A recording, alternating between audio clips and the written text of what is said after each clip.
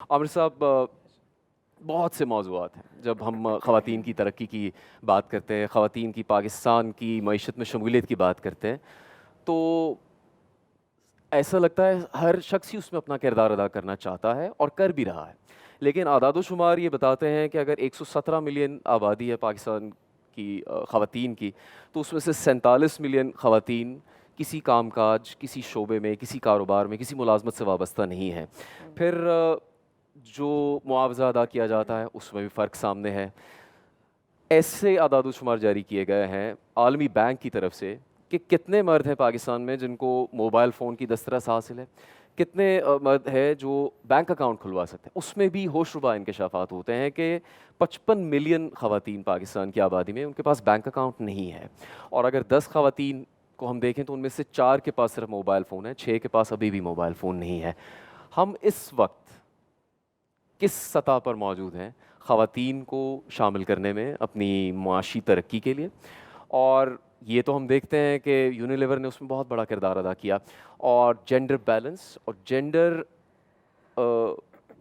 کا جو توازن ہے اس کو مستقل قائم رکھنے میں یونیلیور نے بہت بڑا کردار ادا کیا. وہ کیسے کیا؟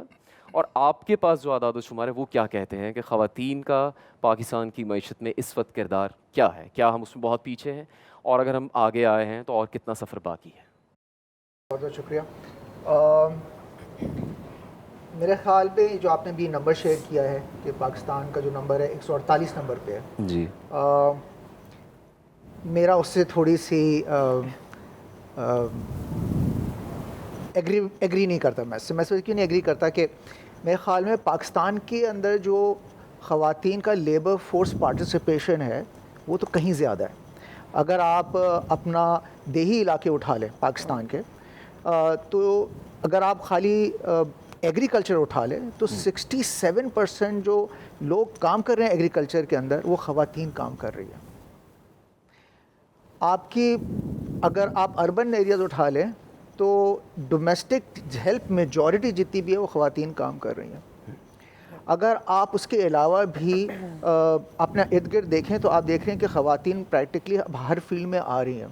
میرے خیال میں مسئلہ کیا ہے؟ مسئلہ ہے پریکٹیکلی کہ وہ خواتین انڈر پیڈ ہیں یا ان پیڈ ہیں یا ان پروٹیکٹڈ ہیں یا انویزیبل ہیں یا وہ فارمل اکانومی کا پارٹ نہیں ہے.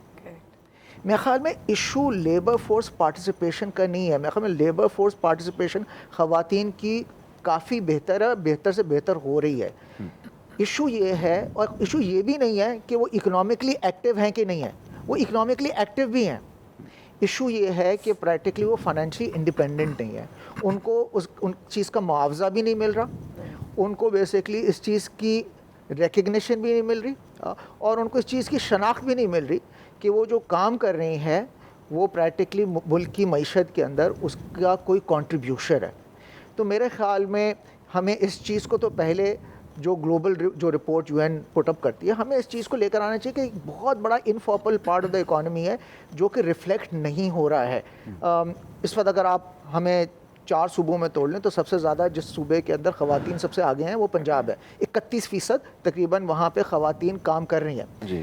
تو میرے خیال میں ہمیں پہلے تو اس چیز کو سمجھ لینا چاہیے کہ کیا خواتین لیبر فورس کا ایکٹیو پارٹ ہیں؟ وہ ہیں. کیا وہ اکنامک ایکٹیویٹی میں انوالوڈ ہیں؟ وہ ہیں. وہ ایک ڈفرینٹ کانورسیشن ہے کہ وہ بیسکلی جس اکنامک ایکٹیویٹی کے اندر انوالوڈ ہیں وہ ہائیلی پروڈکٹیو ہے کہ نہیں ہے. مگر میرے خیال میں پہلے تو ہم اس چیز کو کر لیں، اور میرے خیال میں پروگرس میرے اعتبار سے کافی اچھی پروگرس ہو رہی ہے.